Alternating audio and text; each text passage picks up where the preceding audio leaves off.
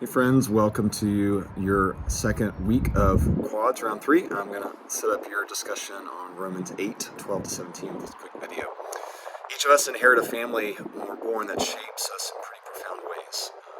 But becoming a son or daughter isn't an act that required our performance, it's a status we're born into.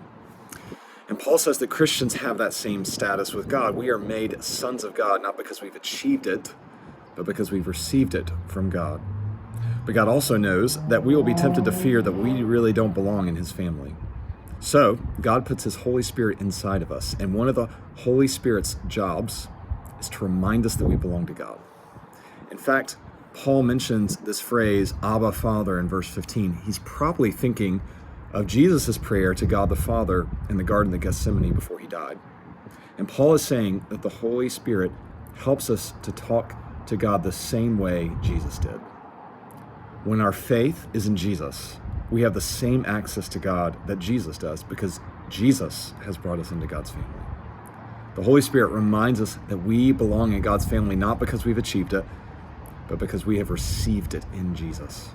Christian, God has moved heaven and earth so that we would know we're part of his family, and that's good news.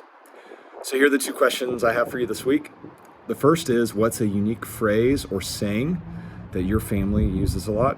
And then the second one is, why is this job of the Holy Spirit reminding us we're God's children encouraging for you? Have a great week, friends.